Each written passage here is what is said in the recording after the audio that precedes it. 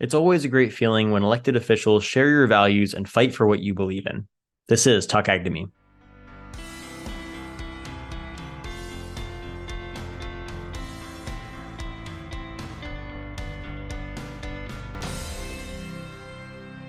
Hello and welcome to Talk Ag to Me, the podcast dedicated to improving ag literacy around the globe. I'm your host, Baron Black, and in today's episode, we interview Tulare County Sheriff Mike Boudreaux.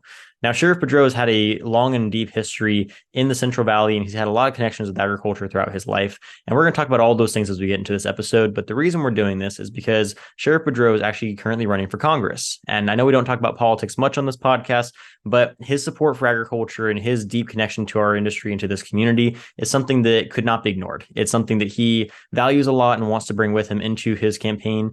He prioritizes agriculture as one of the main things he wants to bring attention to and start to focus on helping out more. And that's something that we could benefit a lot from with our message here in agriculture. And so I really enjoyed this episode. It was really beneficial for both sides, and I think for you guys as well. So I hope you all enjoy it. I hope you learned something. As per usual, make sure that you like, comment, subscribe, share, do all the things we usually talk about. However, once again, as we usually say, don't just share it online, but share it offline as well. Talk about it with your friends and family. Talk about some of the things you learned. And if you learned something, make sure you let me know too. It's always nice to hear how you guys respond to some of these episodes. But without further ado, I'll let you guys jump into it and learn all about Sheriff Boudreaux's story and how he got into this idea of running for Congress and how he has been connected to agriculture throughout all of these years. And it's quite the story. So I hope you guys enjoy it. But that's all I have for you. So enjoy the episode. Okay. Could you just start off by telling the audience a little bit about who you are and what you're doing here? Sure. Well, my name is Mike Boudreaux. I'm the elected sheriff of Tulare County. I've been the elected sheriff for about 12 years now, 11 years. I've been with the sheriff's office for 37 years. I was born in Tulare County, raised in the Central Valley. It's a great place to live. I grew up in FFA and 4-H and animals, and been to every fair and livestock show that you could probably think of. And so I very much am familiar with agriculture and the issues facing ag up and down the Central Valley and across the country. So one of the biggest things I think I did with the sheriff's office, we created an ag detective unit that has 6 people in it and a sergeant. And one of the biggest things for me is that our ag partners don't have to dial 911. They have the personal cell phones of each detective so that they can reach out to them with anything that they need. And those in the ag unit, our ag investigative unit, they grew up in the Central Valley as well. They grew up, we have someone who has family in dairy. We have someone who has family in growing. We have someone who has family in cattle ranching and the like. We have a variety of different levels of expertise in ag, but that's one of the things that I'm very proud of, is that our ag partners can reach out directly to those in the investigative unit, and they don't have to dial 911. They can call the detective straight away. Yeah, that's awesome. What was kind of the inspiration in starting up that unit, if you don't mind me asking?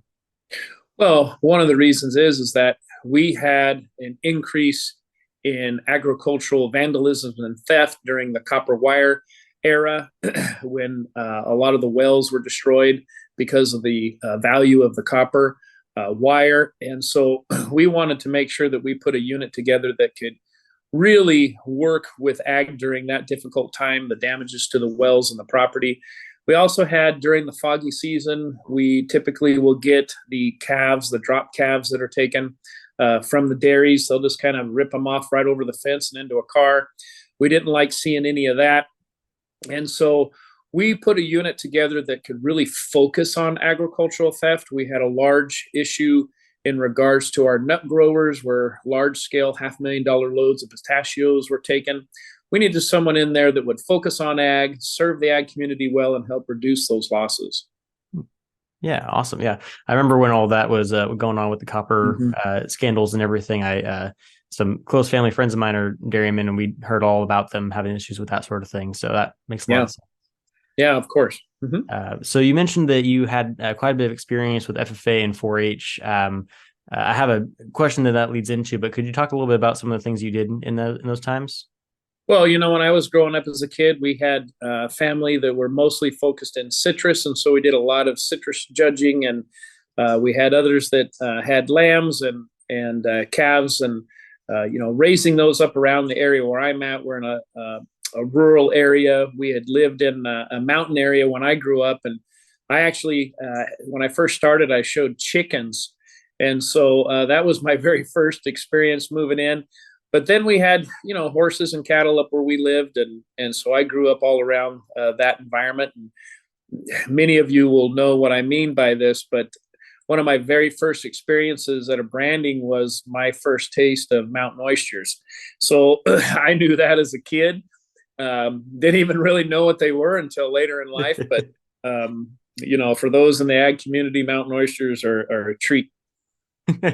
Yeah, I don't know if I've ever talked about mountain oysters on the podcast, but my dad's mentioned it a few times. So yeah, if you haven't had them, you're gonna have to have them. It's a passing through. Yeah. So I've heard.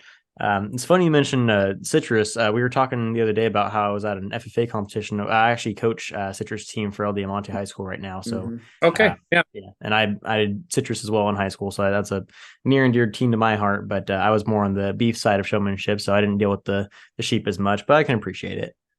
Yeah, I never did deal with lambs, but my buddy and I we really focused on the citrus judging. He did it more so than I was, but we grew up with a friend that their father owned a large orchard of citrus in the Terabella area. And so, we pulled a lot of irrigation line when I was young.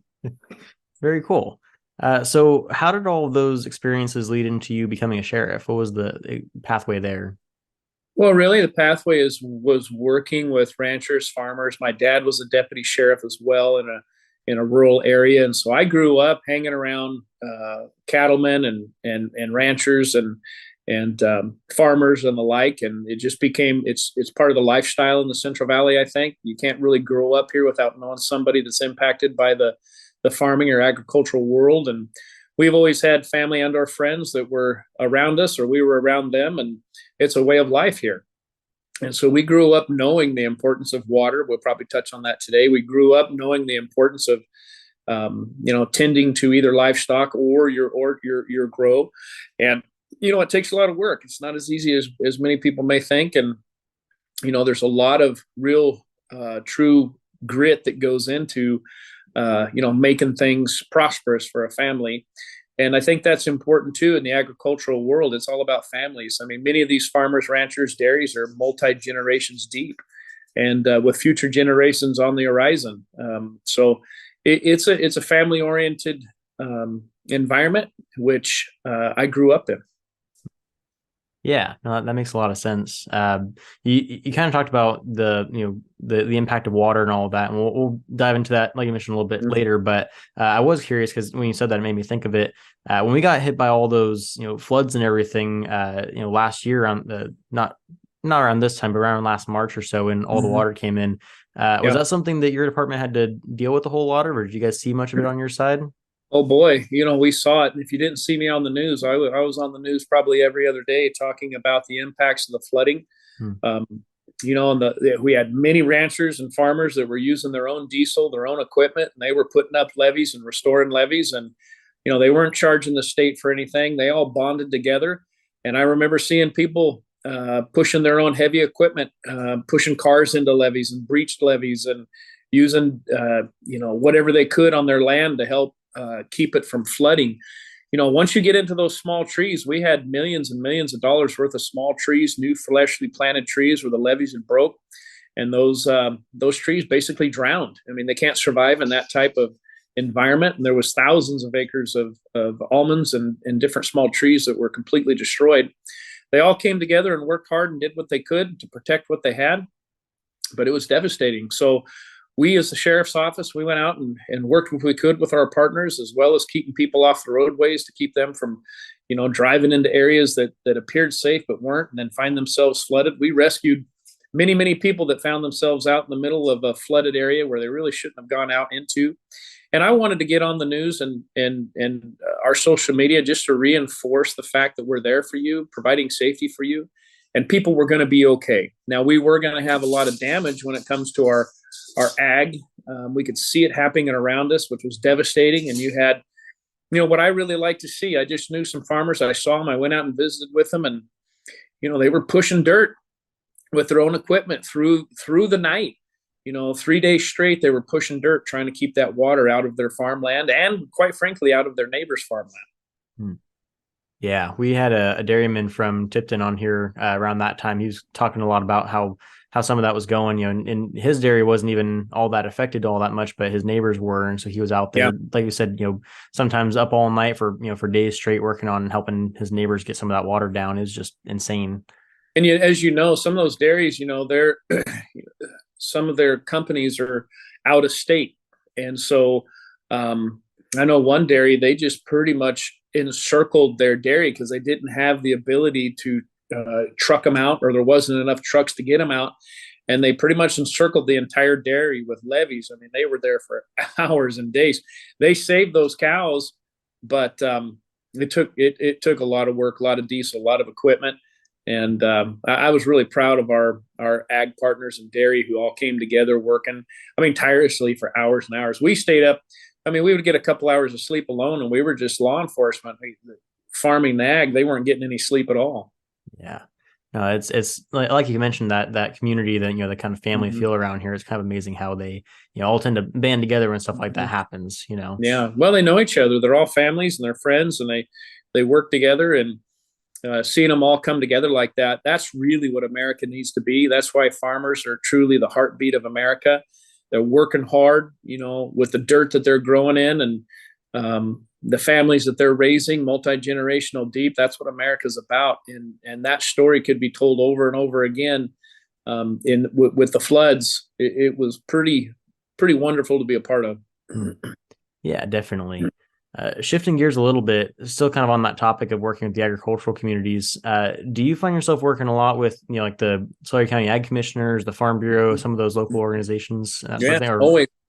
Okay. Yeah, always working with our Tulare County Farm Bureau, as well as Fresno and Kern County Farm Bureaus, as well as the commissioner. And, we work with brand inspectors and you name it, the sheriff's office, we work with them. And for me, as the leader of the agency, I work with the directors and chairmen of those organizations, making sure that that we're partnering and doing the right thing, and any information that they need or resources that they need, so it's going to benefit them, and that we work with them. We have ag detectives that attend the Farm Bureau meeting on a regular basis. I don't always attend the Farm Bureau meeting, but I try to attend as I can.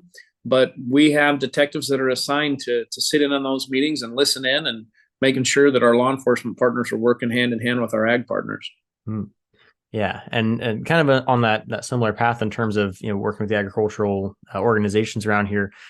What with all the things that your job encompasses, what role would you say like how knowledgeable do you feel like you have to maintain on some of the agricultural issues going on around here to be able to continue to help?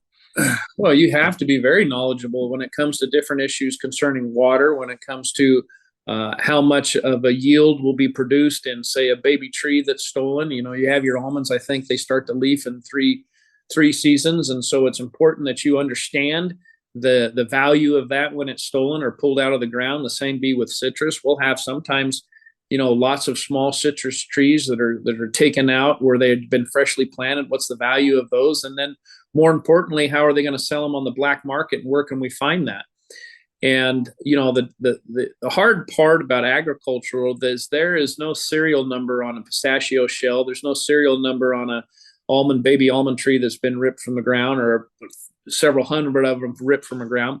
So you got to understand that. And then when it comes to the dairy industry and the cattle industry, you're going to have to understand, what those brands mean and how they're associated with those ranchers, and what dairy that they would belong to, and the value of each and every one of the stages of those animals, and the losses that are represented by that.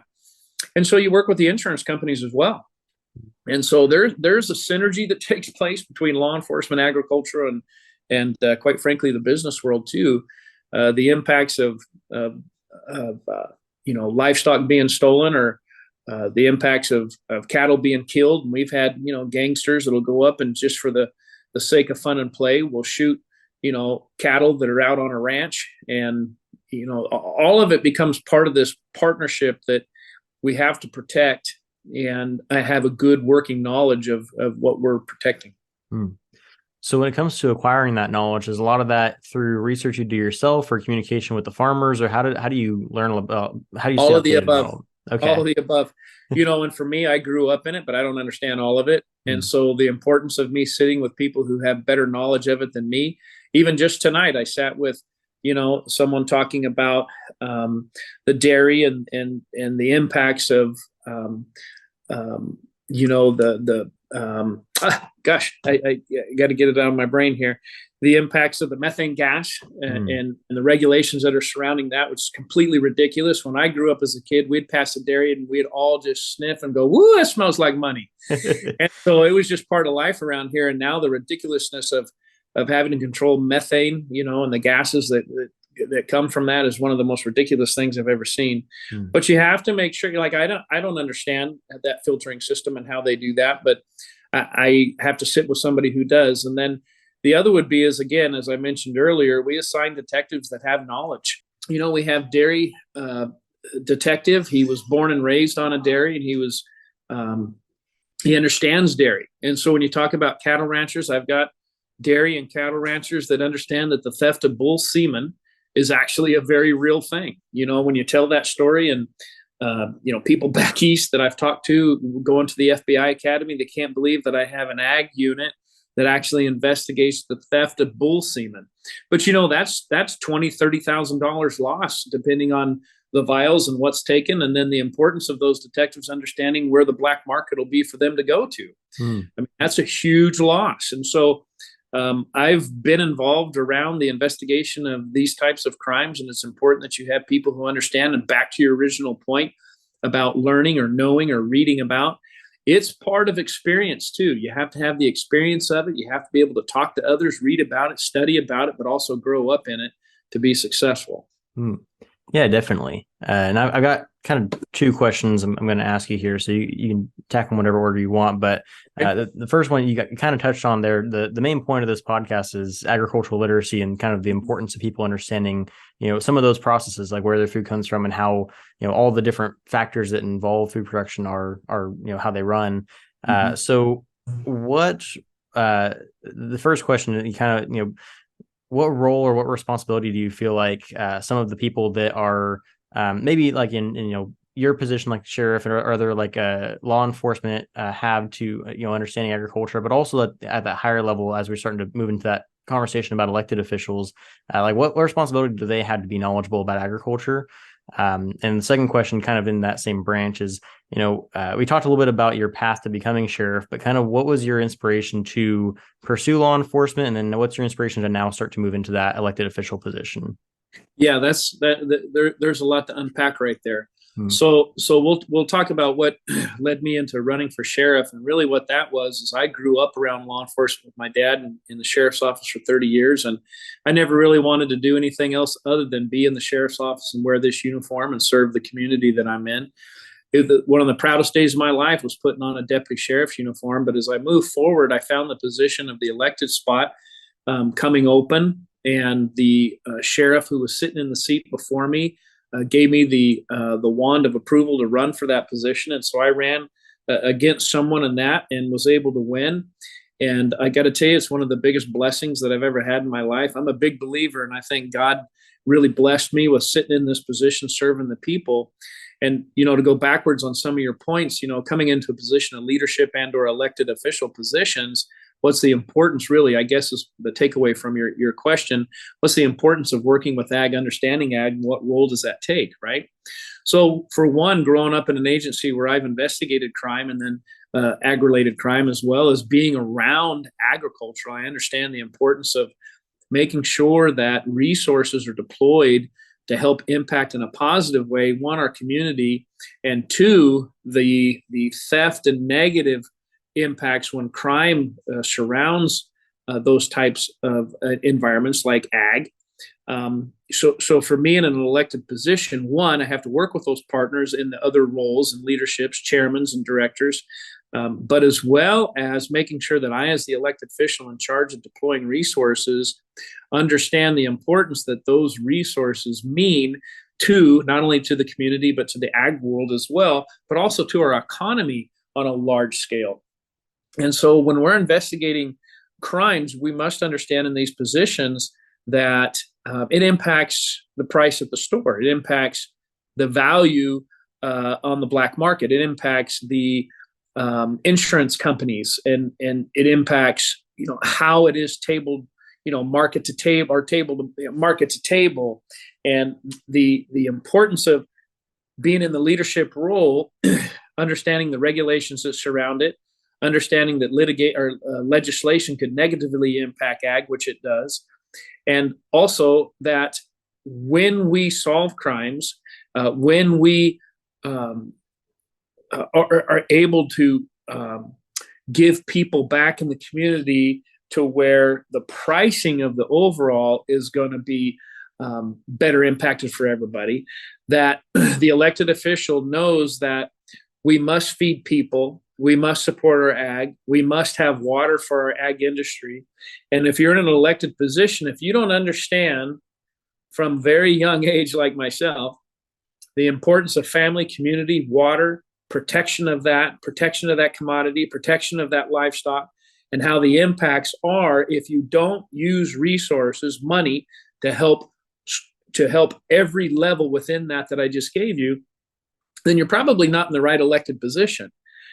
You have to fully have a good feel and a good global approach, and you have to have the knowledge from a very young age. Like, that's what I have. And so I see all the different aspects and points from A to B, and not just me saying send a cop out there, but we're sending a police officer or deputy sheriff out there to make sure that all these other things work in synergy together for the overall benefit of not only just the community, our Central Valley, but the world. Yeah, definitely. No, I like what you said about a lot of that, but if you're going to be in those elected positions, you have a responsibility to uphold a certain level of, like you said, that community, that understanding of your people, and being able to serve them effectively as a leader. Yeah. So I liked a lot of that.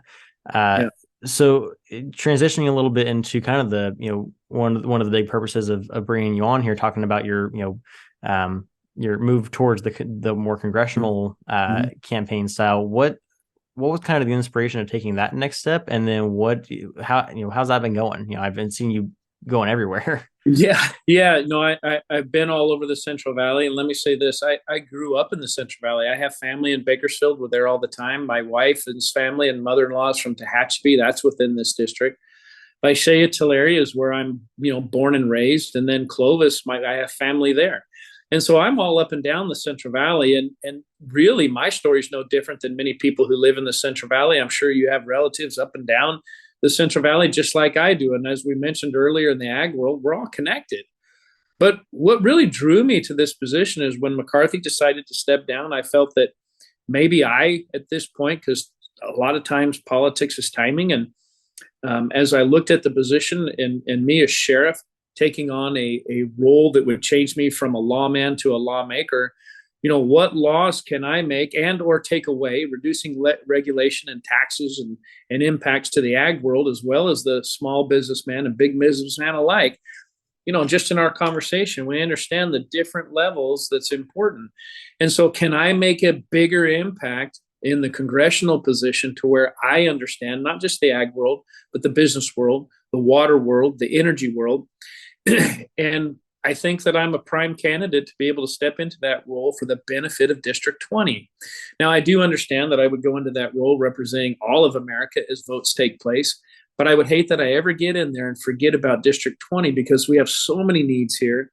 We feed the world, quite frankly. We have oil in Kern County that represents 70% of all oil and gas in California. Kern County should be one of the richest, most prosperous counties in the state, but yet they're overregulated. And so I'll tell you what really inspired me too. Jesse Waters came over here and visited the Ag Center and gave a presentation. And one of the things he said was that he was shocked and surprised as he flew in the amount of agriculture, the amount of green, the amount of things being grown here. And I was shocked by that. I go, doesn't the world know what we do here? And he frankly didn't know. And he said a lot of people in New York don't connect California with agriculture, which I was shocked, because we live here.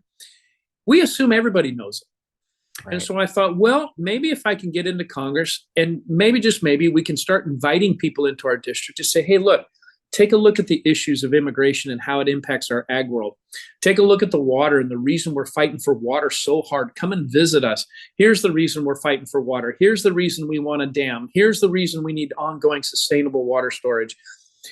This impacts our economy. It is also a matter truly of national security. We have to be able to feed our soldiers. We have to be able to feed our families. We have to be able to feed America so that we're strong and able to provide for the soldiers in this country. We feed the world. And so if Jesse Waters was shocked at the fact that we had all this green, there's got to be more Democrats that are in DC who doesn't understand that we're feeding the world. So come visit. And I would do this too. I'd say, look, let me come visit your district and let me try to understand your issues and what you're fighting for. But in return, I asked for a gentleman's handshake to come into my district, take a look at the oil industry, look at all these pumps who aren't pumping. Biden says that they have permits and they're pumping, but I can tell you I've talked to the oil world in Kern County. They're not pumping because they're not getting the permits to pump. Take a look at the Central Valley and the amount of water that we need to grow food. And here's the reason you need to have water for food. The issue is we have water, but the problem is we can't store it. Secondly, we're pushing it too far into an ever-growing population of the LA Basin. California is growing in population, and we just don't have enough water to give to everybody, and that's why we feel like we're always behind. But I have a lot of different ideas and plans. I'd like them to come and see. I would love for a Democrat to come into the area, understand the need for the water, reduce the regulation and cost, and put a little bit of water into a dam. But dam's the wrong word. I want to use different verbiage, and this is what I bring different. I don't want to put in a dam. I want to put in a hydroelectric plant. I want to put in a hydroelectric dam. Don't call it a dam. Call it hydroelectric green energy, right? But the aftermath of that would be that the water comes down through the Frank Kern Canal system and feeds the Central Valley. And I have a place located up east of Folsom called Alder, the Alder Reservoir Project. They had that identified back in 1849. What a great idea if we could just have someone come and take a look, give us some money, and we'll quit bugging you. Right? And then I'll go take a look at what your district is fighting for. But I think what I bring to this position is a law and order candidate who understands ag and the issues facing the Central Valley. I grew up here, like I said before. We have to have a secure border. I'm a law and order guy. So I just think that when this position opened, that I carry many different attributes, not just law enforcement, not just law and order, but as well as a good understanding of our ag industry that will impact District 20 in a positive way. Yeah, no, I think there's a lot that you covered there that I think I liked a lot of what you said. I had a couple other questions that you kind of answered within that question. Okay. And I'll if you have more to expand on those, and you definitely can. But like one of them was in addition to agriculture, what are some of the other issues you were wanting to focus on? But you hit on some of those, like the oil and the reduction of taxes and regulations and that sort of thing, which I definitely can appreciate. And then there was another kind of another subject that I was starting to get into that I think you hit on pretty hard. But if you have anything else to add to it, I would be happy to hear it. But Okay. What changes do you think are necessary to make to California agriculture as it stands right now? Well, I think it's no shock to anybody that we absolutely have to reduce the regulation that impacts our agricultural world. They're far too overregulated. They should not be charged for the amount of water that they need. That should be an issue of federal coverage because it's a matter of national security. Why are we charging our farmers for something that we have to have? We have to have it. And so, charging farmers for water, or at least reducing the charges against our farmers for water, is something that I would really like to focus on. But I would rather have come in with some ideas of solution, right? So I believe in desalination plants. I believe that they would value in the Bay Area as well as the LA Basin.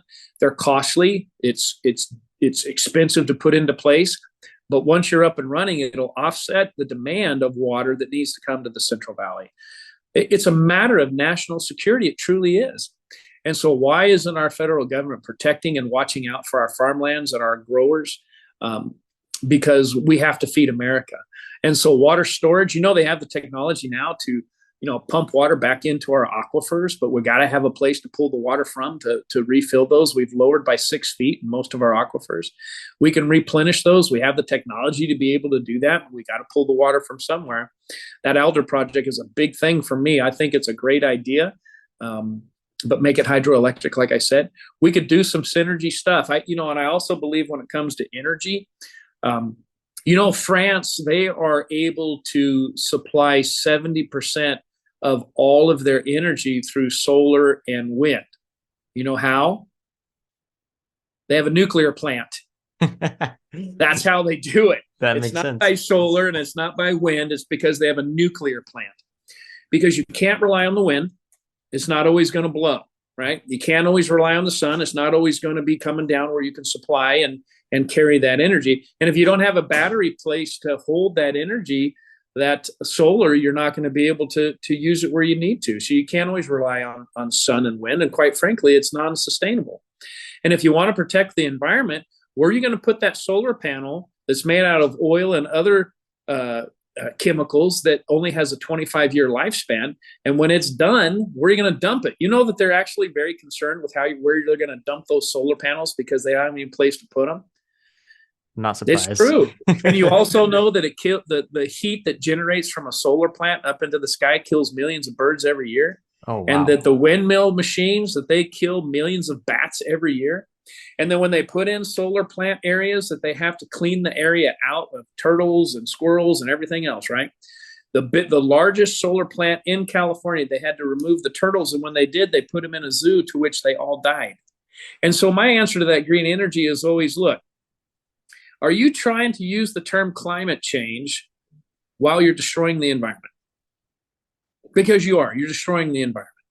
But I think nuclear energy has been proven to be one of the cleanest, most effective green energy sources known to man. And even environmental activists from way back in Governor Brown's day have made full circle and are starting to encompass and embrace nuclear energy. I think that nuclear energy is one of the best green energies moving into the future, but yet we can't get away from our fossil fuels and oil. We have to have oil. You cannot do anything without oil. You're not going to be able to transport up and down the state of California in a battery-operated diesel rig. The batteries are too heavy. You can only go 3 to 4 hours at a time. But you're going to have oil, fuel. You're going to have new energies. You're going to have hydroelectric energies. They're all going to have to work in synergy together. We're smart enough to do this. It's just a matter of talking people into it. Yeah, no, definitely. I'm everything you're talking about is stuff that I have talked about in length on the podcast before, because I definitely am with you. But like you said, it's just getting people to get on board with it. That's kind of the uphill battle that comes with all of this, right? I do have one more point that I wanted to touch on, and then I think you kind of answered all of my questions, so we can start wrapping up and getting into your any closing statements you wanted to make, if that works for you. Sure. Okay. So I wanted to highlight a point that you started talking about in the last question. So you mentioned the idea of bringing people here to see California, and some of those people that you mentioned that like don't associate California with agriculture. You start bringing them here, showing them our issues, showing them what we have to offer, and start to have that conversation with them about why it's important to protect our farms and our agricultural land here, right? So I mentioned before, the purpose of this podcast is agricultural literacy and promoting conversations with people in and out of agriculture about the industry. I actually just finished my master's degree project. And so for that project, it was focused on that idea of bringing people who don't come from agriculture or don't have much of an agricultural background into agricultural areas and communicating with them about what's going on in the area. And not necessarily like like a way of like we're educating them, but we're having a mutual conversation about what's happening and helping both sides understand where each other are coming from. Is that something that you think would be possible, beneficial, something that we should strive towards for our elected officials, getting them exposed to agriculture from that perspective? And I had said it just earlier, we must look. I'm a Republican candidate. I'm a pro-Constitution, Second Amendment, First Amendment, pro-life guy. But we're going to have to work with the other sides of the aisle. they equally believe in what they're standing for. But we're going to have to, remember when we talked about the energy being in synergy? Mm-hmm. We're going to have to do that with our elected officials. They're not going to want to agree with you on anything if they don't understand it, if they don't live it, if they haven't seen it. Same be true for me. That's why I said earlier that I'm willing to go to any of these other districts, see what they're fighting for, but come to mine too. Come to mine and see. And I think that if we begin to share with each other, that's really what elected officials need to be. I know that it sounds like a utopia, but really it's just humans working together for the overall common good. And can we do that? I think more and more elected officials in Congress and across this country, even locally, need to understand that this isn't about politics. We really have to be focusing on people.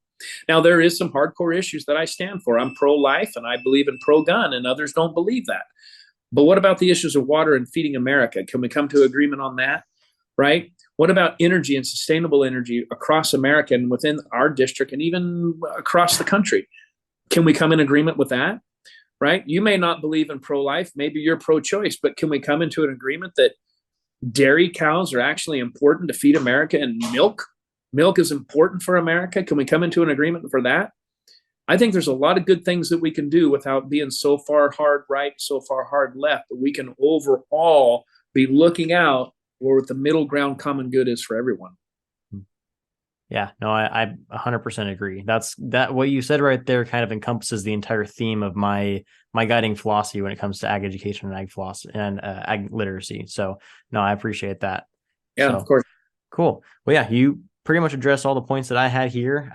If you have any closing statements, if you want to promote the campaign or anything from that perspective, you're more than welcome to kind of at this point.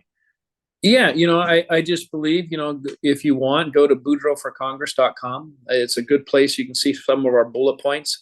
But I think my track record speaks clearly that I have been here for the community over the last 37 years. I've worked hard in the trenches fighting crime, but as well as working with our ag partners and developing ideas for energy. I think I'm the best qualified candidate for the position. It's just a matter of getting through the voters to so that they know who I am. That becomes the challenge sometimes. And so I appreciate being able to be on the podcast with you today. A great conversation, quite frankly. And I appreciate that and look forward to doing it again in the future. So vote for Mike Boudreaux for Congress District 20. Awesome. Yeah, I've had a lot of conversations with people about you lately. Your name has been everywhere. And oh, good. Growing up in Tulare County, I'm from Tulare, born and raised in Tulare. So I've heard your name my entire life. Actually, great. I've got some family that works for you, so I've heard your name a lot through them too. Okay. So I'm always a big advocate for you, but I appreciate you taking the time to come on here and, talk a little bit about, the Valley and about agriculture. And I think that'll be valuable to people who listen to the podcast and kind of get an idea of, what you stand for and why you're doing what you're doing. I think we all appreciate the effort you're putting in. So no, absolutely. One of my top priorities is our agriculture, our agricultural families, and the generations of farming that have taken place here. We don't want that to be lost. So I will be fighting for it. I appreciate it. Thank you, Brendan. Yeah, thank you. I'm going to go ahead and close out here, but I do have something else for you after we finish recording. So don't log off just yet. Okay.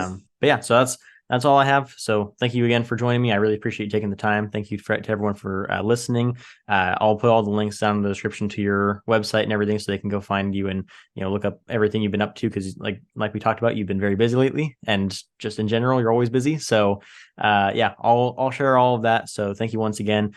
That was such a great episode. I really enjoyed getting to talk with Sheriff Boudreaux about all the different issues that we face here in the Valley. Honestly, we could have talked for a lot longer, but I know the guy's busy. I wanted to give him some time to rest because he never sleeps. He just goes and does all sorts of things as we kind of talked about in this episode. But we'll have him on for a future episode. I can almost guarantee that we'll try to get him on to talk about some of those issues in more depth.